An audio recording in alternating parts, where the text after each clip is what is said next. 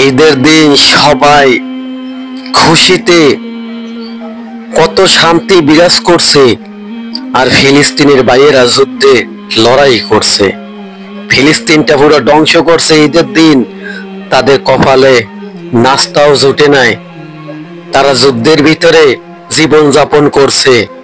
আর আমরা সবাই আল্লাহর কাছে শুকর করা উচিত, আমরা অনেক শান্তিতে ঈদ করতে পারছি। আর ফিলিস্তিনের নিরীহ মানুষ, তারা যুদ্ধের জন্য কিছু কিনতে পারছে না এবং তারা ঈদের নামাজটা তামাক পড়তে পারছে না।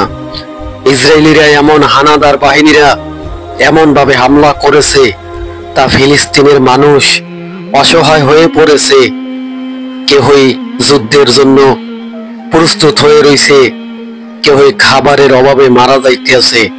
ফিলিস্তিনের কি একবারও খোঁজ খবর আমরা নিতে পারছি? আমরা খোঁজ খবর নিতে পারি নাই। ফিলিস্তিনের জন্য আমাদের বুক ভরা দোয়া রইল আল্লাহর দরবারে, যে আল্লাহ ফিলিস্তিনের জন্য তুমি মুক্তির ব্যবস্থা করে দাও। তোমার ভান্ডারে তো সবকিছুই আছে, তবে ফিলিস্তিনের নিরীহ মানুষের উপরে এত অত্যাচার কেন হইতে আছে? আল্লাহ তুমি তার বিচার করো।